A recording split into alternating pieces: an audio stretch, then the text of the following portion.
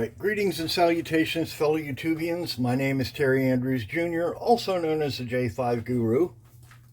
Hello. Alrighty, so, today's little, demonstration, I don't know. Anyhow, shoulder springs, coil shoulder springs. I found a place on the Jungle site. And also their regular website. They're quite a bit cheaper through the regular website, but you're going to have to order them and then wait for it to be on a slow boat from China. But anyhow, the springs for the shoulder. I've sized these. These are as close as I can find. They're not quite as thick as, the to spec one. They're not quite as long, but they work. They will serve the purpose of preloading the arms so that the servo, the shoulder servo, does not have to hold the entire weight of the arm in any given position. All the shoulder servo should do is provide very little torque to move the arm up and down. That's, any more than that and you're going to burn out the servo, plain and simple. Basically, the mechanical disadvantage of the servo should be more than enough to hold the arm in place with the assistance of said spring. So, you've got this spring. This spring's supposed to fit on here, like so. Get behind the camera here. Yeah. Okay, so, you get this little puppy. And it is an emergency room visit waiting to happen. Okay, disclaimer here. Don't do dumb. If you screw this up, yeah, you're gonna, this thing right now, all the pressure, all the forces in here have one purpose in life, and that is to rip as long and as wide and as deep of a injury into your flesh as it can. So, you need to be careful here. What you're going to do, what I do, I suggest a rag. Gloves would probably work, nice heavy gloves. Take your rag, and you're going to wrap this puppy up like this, leaving the end exposed that you're going to clip. Okay, we're going to clip these with a pair of diagonal cutters. Don't use your good ones. Use your El Cheapos. Okay.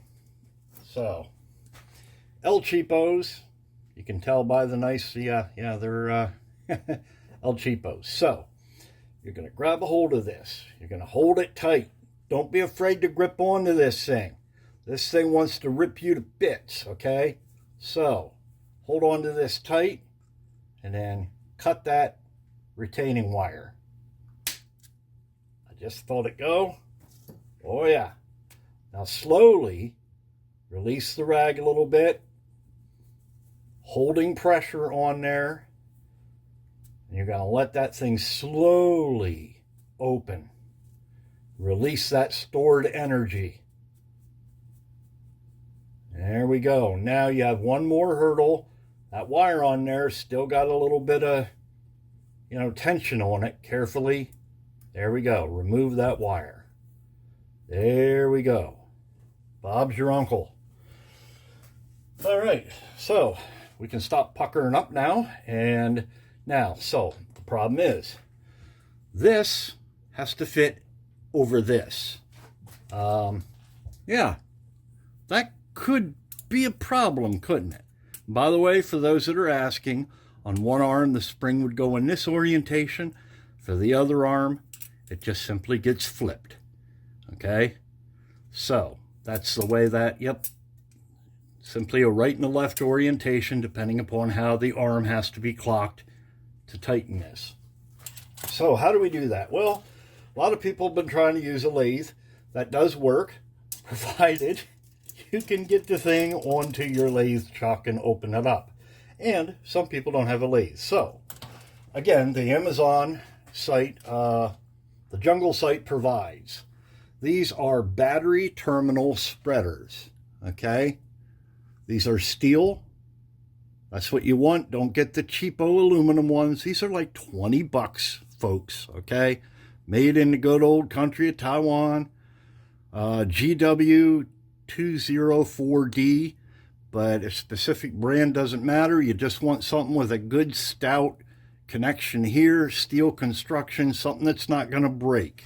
Okay, these are for spreading the battery terminals on top post of automotive batteries. So we're going to use these to now spread this open. Okay, so you want to keep this as round as possible. Okay, and that's what this tool is going to help you do. So you want to start in here. I like to start in here like this with this, because this is tapered. I don't know if I showed you that. This is in fact tapered. Okay, it's smaller diameter. Well, it's not a diameter because it's curved here. It's not perfectly circular, but smaller diameter at the bottom here, and then larger as you go up. So you go in here like this, and we're just going to work slowly and carefully. Just start spreading that apart. Spread it apart a little bit, move this a little bit, spread it apart, move it.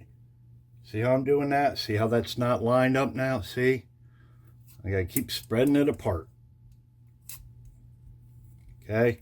And then when I get it as far open at the bottom as I can, I push this down in. Again, remember it's tapered. Again, squeeze.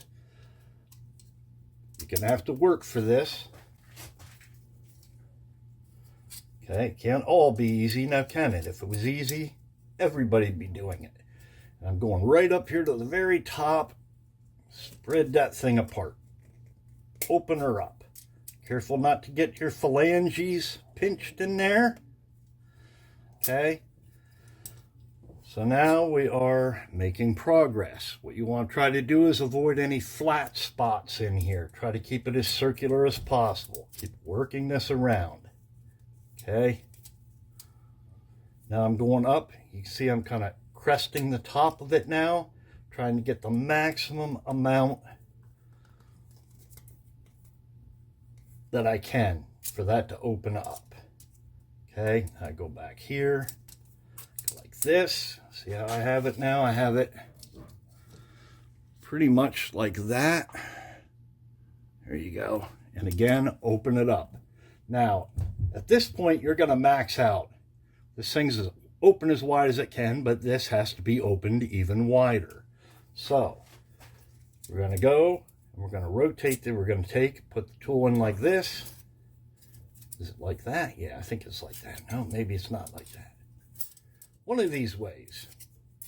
Anyhow, you're going to put the tool in, and you're going to push it down over. You're going to spread it, push it down over, so it goes like that. Now, this is where upper body strength comes in. Okay? Now, we are going to use this. I didn't say this was easy, did I? Let me take that back off of there. That tang is getting in the way. Okay. In like that. Bring it around. There we go. It seems to be reasonably good.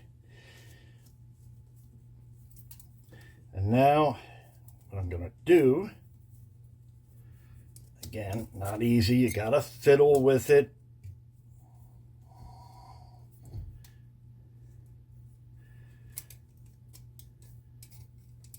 Oh, wait, maybe that needs to go up the top.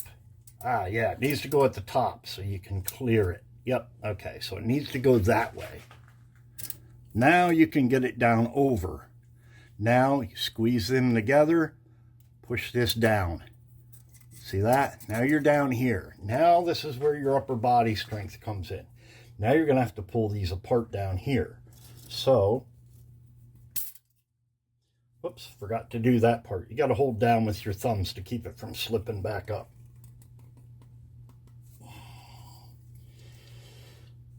Work your way around.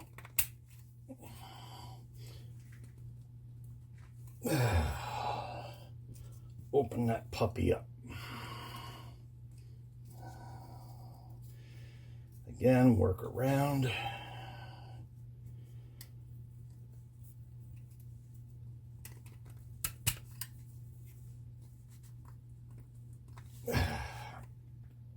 This is why you want a pair of steel ones. Open her up. Now, we should be relatively close.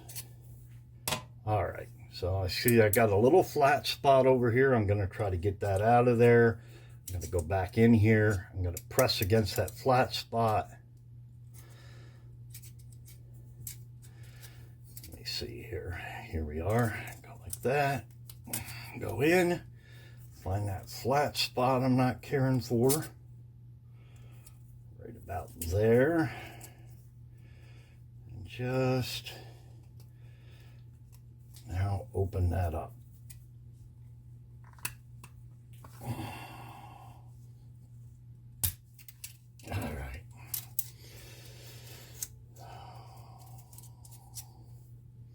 All right, that's close enough. All right, now this may or may not go on there. This is not going to go on there in this orientation, but you're going to use these. You're going to come in here. You're going to catch the bottom here, okay, and the bottom on this side. This side's going to catch the inside of the aluminum of this particular piece. The other side, you're going to be pressing against the spring to open it up. The other thing you can do, you can simply go like this. Okay? And actually, I think that's what I'm going to do at first. I'm going to spread it a little. There we go. Oh yeah, that helped a lot. Now we go in here, press against that, spread that thing open. We're going to get lucky. There we go. Boom. On. Yay for us. You did it. It can be done. You have to do this one more time. And when you get the second one done, you're probably going to have the hang of it, at which point you're done. So you're going to struggle with the first one. The second one's going to go easier. And then, you know, you're going to be like, oh, I'm getting the hang of this. Oh, wait a minute. I only need 2 of these darn things done. So there you go, folks. Yeah, that gets it done. Some of these will be on a 90-degree angle. If by chance you will probably want to put more of a hook in it so it catches that aluminum, you want to heat that up. So just, you know, bring this out a little. And this is the thing. The ends of these are usually not hardened. They're not tempered. Okay? So you can play around. But this one here, obviously, you have to trim it. It can't be sticking into, you know, on the inside here. And this one here, you need to trim, you know, bend it over a little bit more so it doesn't come out of the slot that that we've provided for this to go into. And you might, yeah, use MAPP gas. MAPP gas is hot enough. Keep it up away from the rest of the spring so you don't inadvertently, maybe you want to put another piece of metal under there or something to insulate it so you don't heat this up and destroy the hardening of the rest of the spring. And then bend that over and then trim it, you know, with like a Dremel tool, and there you go. Bob's your uncle or aunt, whatever. Okay, there we go. I don't judge. All right, so that's it. J5 Guru saying bye for now. Yay!